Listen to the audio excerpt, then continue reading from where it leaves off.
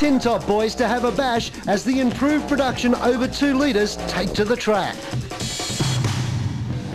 Disc Brakes Australia bringing us the awesome over 2 litre improved production cars. A huge variety of equipment. We caught up with Jeff Church earlier on to find out a little bit more about this category. The improved production class is a great class to get in because the vehicles are, you can modify them to a reasonable degree, but they're still a basic sort of standard type of car, but they're a lot of fun to drive, and there are all sorts of different cars in the class. We have RX-7s, the one leading here today is Warren Rush in his RX-7, the Commodore behind me, and we've got a couple other Commodores, there's an Audi 4-wheel drive, there's a Nissan GTR, so there's a lot of different sort of vehicles, different speeds, different strengths, etc. So tell me about the car that you're racing today. Well, it's a VN Commodore. It runs a V8 motor, of course. The gearbox is free in it, so it's got a fair amount of horsepower. It runs about 500 horsepower, and we've got like a crash gearbox out of a NASCAR. It's fairly free, but it's a nice class to run in because it's everything. The modification we made to this car is it's nice and reliable. It's not like a production class where you're having things breaking all the time. Well, you talk about variety. How about the Volvo? We sent Gary Manel down to find out a little bit more about this car. Well, there is a theory about Volvo drivers, but we do have one here for you today. This is an over 2 litre improved production car. Gary, what can you tell us about it? Yeah, Nat, this is a improved production 2 litre. It's 2.3, but with the turbocharger on it, it brings it up to 3.9. But because it's turbocharged, they've all got to run a restrictor. They run a 36mm restrictor in the air intake, which keeps the power to a certain amount, because obviously if we didn't restrict them, you'd have 700 horsepower monsters. But yeah, this is a 740 turbocharged Volvo, something really different you'll see out on the track. Bloody Volvo driver. Let's take a look at the grid now for the last race of the day. Warren Rush coming from pole, Jeff Church alongside him. They're back to Bucton, Mcalister, Delhaas, Bartolo, Alan Smith, who's had his first race meeting and already into the top 10, and Barren Stewart coming off number 8. Huge variety, huge action in this category. Yes, certainly is a great variety of cars. As you see Peter Ballett there in the Quattro getting a jump in the 4-wheel drive, but Warren Rush, look at this, he's leading about 4 Commodores going down into the first turn. Yeah, certainly a lot more V8 weight at the front of the field as opposed to Eastern Creek where the Rotaries carved them up. Ballett now starting to drop back through the field. The 4-wheel drive gets a great run off the start line, but starting to struggle a little bit. But what about Warren Rush flying the Mazda flag out in front for Disc Brakes Australia improved production?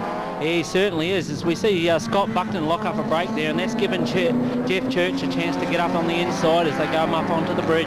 Yes, Jeff Church now, Kenny closer to the tail of Warren Rush. That car certainly got the horsepower, but it certainly would weigh a fair bit more than the RX-7 out in front. Improved production, the name says it all. You can tweak, modify, change, make them as fast as your budget allows. Yes, we see Warren Rush actually lifting a front wheel there. There it is again. Jeff Church also lifting the front wheel as they come up onto Sutton's there, up onto the dog leg. That VN of Church, I understand, huge horsepower under the bonnet. It certainly is. That car is actually from Queensland. Ross Dillon actually owns the car. Jeff Church is leasing it, and it's got a supercar V8 engine in it, so it's not short of horsepower. And this is where he'll be able to use it as well in a straight line. Can he make up any ground on Warren Rush, who's pulled out a fair bit of a gap at this stage? Look at someone making a move down the inside there. That's Colin Mcalister. That's another one of the Commodores there. Big V8 engine in that also. So Warren Rush, he's got himself quite a comfortable handy lead at the moment, but the rest of the field starting to get a bit of heat in the tyres and wind them up. Of course, the RX-7 would probably be a little bit better on cold tyres. There's the Volvo. Hello. Good old Dick Prince. He's really has had a lot of good luck in that car in the last few weeks. He's got a brand new engine in there and doing very, very well. Of course, we always hassle Volvo drivers, but Volvo has a long time pedigree. And there is a man in his first race meeting. Yeah, that's Alan Smith. You'll see him carrying a P-plate on his car, so people know that he's out there for the first time. How's the slide for Kees? Delhaas off the bridge, had the rear tyres ablaze, was opposite lock. That car's jacked right up off the ground. He's got so much ground clearance on that RX-7 for Rush. Yeah, it is it sits very high, but obviously it works for him because he's leading this race quite convincingly at this stage. And I understand a bit of motivation from Rickshaw Rotary to help them push that car along. Yeah, Rickshaw's done a lot of work on that car. He builds the engine for it, as we see Graeme Watts just lighting up the back tyres, trying to get back in touch with the leading pack with Alan Smith there just leading him down the straight. Alan Smith, who's come out of rally driving, has really taken to this very well indeed. It's a pretty tough field of racing. For him to be inside the top 10 in his first ever event with P plates on is certainly a great job. Delhaas, look at him, put the power down, slide the tail of the Commodore out as they head under the bridge. But the auto group of Smithfield car of Warren Rush doing a great job leading this one, I'd say, by about 3 or 4 car lengths at the moment from Church, but there's plenty of action for third place. Yeah, there certainly is. Scott Bucton, we got Colin Mcalister there and the second of the Commodores.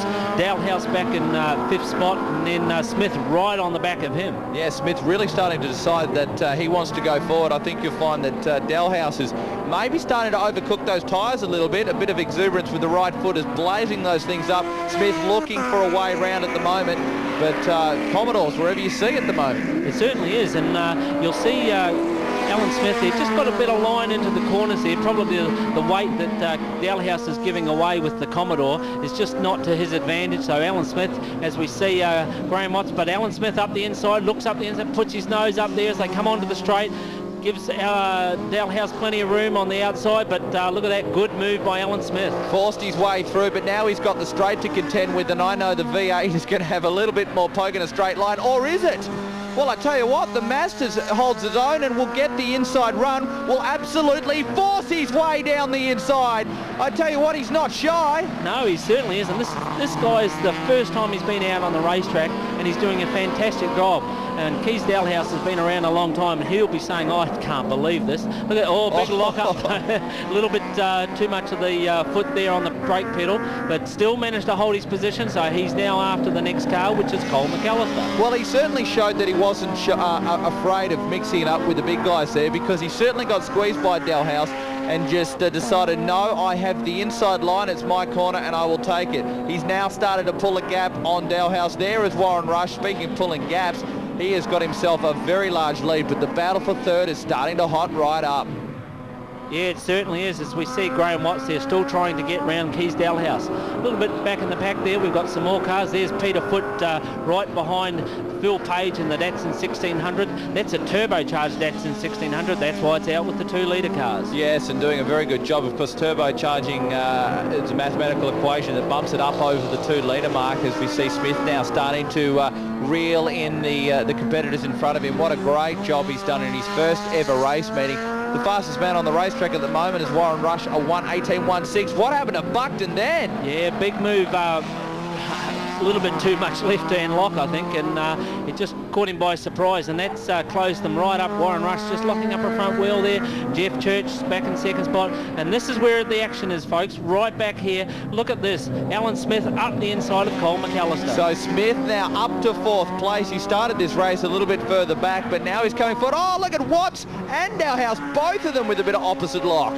Yeah, just a little bit too much power as they come off the bridge. Once again, we see Graeme Watts just lighting up the back tyres.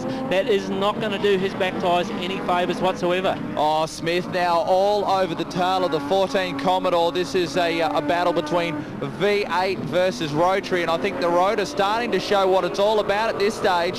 Yeah, they really are mixing it up here. It's good close racing. The improved production category, you can bring what you like. Oh, As we see look at up this. the inside, absolutely amazing. You wouldn't believe this guy is on his first race meeting.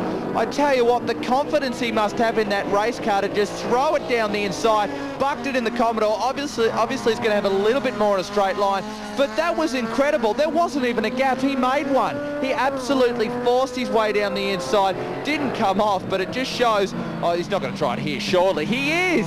He's going to go again. Smith is going to get 3rd place, make something from nothing there. Absolutely, this is a fantastic drive. Obviously, he's got a lot of confidence in his brake pedal there as he goes around the outside of Scott Bucton, but it's not all over yet. Look at that, he gets all sideways. Scott Bucton still on the inside. He's got the inside running up onto the bridge here. What's going to happen? And of course, what's this doing is slowing each other down, and they're bunching up now. Look at him on the outside over the bridge. I have not seen this before. An outside pass over the bridge at Oran Park Raceway. His first ever race meeting. Can't wait to see when he's good. No, absolutely tremendous drive there by Alan Smith. You know why he did it? Because it's his first race meeting, as no one's told him you're not supposed to do that. He just did an outside move over the top of the bridge at Oran Park. That is some incredible stuff from Smith. It certainly is. Once you get offline on these cars, it doesn't matter how good you are, you really do start skating on marbles because all the debris, all the rubber is on the outside of the track. As we see Graeme Watts trying to get up the inside of Mcalister, but Mcalister's just got too much power. Well, we just have to take a look back at this awesome move from Smith. I've never seen anyone do an outside move off the bridge. That was awesome, Gary. It certainly was. As you said, he obviously just doesn't know any better because that's a fantastic bit of driving, and Scott Bucton just had no answer for it. Round the outside, Alan Smith in his first ever race meeting. Well done, son. Here comes Watts now with a move down the inside, forces his way. These RX-7s certainly don't mind getting in there and making opportunities, do they? No, Graeme Watts has got the inside landing. Just a little bit of a rub there just to let Colin Mcalister know, but he deserves that, and he's back up into 5th spot. Well, the Commodores were fast in the early stages, but obviously as the laps started to wear on here for the Disc Brakes Australia improved production over 2 litre cars, they start to get a little bit heavy, the tyres get a bit sad, and that's when the Mazdas come on. Yeah, look, Graeme Watts there. Oh, Kees Delhaas just getting right off onto the dirt there as they come up on over the just before the dog leg. I was just going to say, Graeme Watts' car, we've noticed a little bit of smoke coming out of that. I hope he hasn't got an engine problem, but there we go again. A little bit of smoke coming onto the straight there, Graeme Watts' car. Yeah, certainly seems to be have a little bit of asthma, some sort of smoke coming out from underneath the car. Lock up from the turbo Datsun as it comes onto the straight. As you can see, a big variety of vehicles, including a 4-wheel drive Audi, which should have a very nice run onto the front straight, but seems to drop in behind the Mazda when it gets there. Yeah, the RX-7s, they've got a lot of power. Look at this Warren Rush, final lap for Warren Rush. He's done a fantastic job, kept his nose clean, got a jump on the field, and has not put a foot wrong. Yes, on his last lap too, as I said, the fastest man with a 1:18.16. That was set on lap number 3. And he's not giving up either. He's really having a go there, lifting a front wheel going off the bridge. Yeah. Oh, look at the wheel work. He's swinging off that steering wheel. I'll tell you what, you're right. He's not giving in, is he? No, he certainly is. He's driving very... He's probably having a bit of fun too, I'd say. But Warren, well done for him. He's done a fantastic job. Jeff Church just has also kept himself out of trouble. Yes, but no one's going to catch Rush, though, who also did very well at round 2 at Eastern Creek Raceway. Brings the Mazda up onto the start-finishing line and will greet the checkered flag and take the win in the last race of the day for Disc Brakes Australia over 2 litre improved production. Here comes Jeff Church in the big thumping V8 Commodore. He'll bring it home in 2nd place.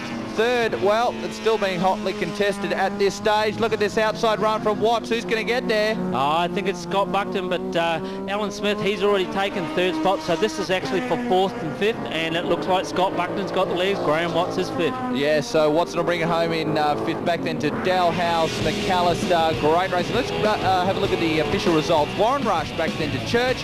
Smith did an awesome drive. They'll be remembering this one for a while. Bucton in 4th, Watts 5th, Delhaas 6th, Mcalister 7th, and Peter Foote rounds out the top 8. Oh, I got a really good start, which was good because the Commodores really monstered me for the first few laps because they're quicker down the straight. But I actually got a break the first lap and they weren't able to get onto me straight away, so it was good. It took a bit of the pressure off. Oh, I need a little bit more balance in the car in the middle of the track, I think, and maybe a new set of tyres, but I'm doing my best, but Warren Rush did a pretty good job. Stay with us here on Inside Speed. After the break, we head to Brno in the Czech Republic for the opening round of the super fun Euro F3000 series.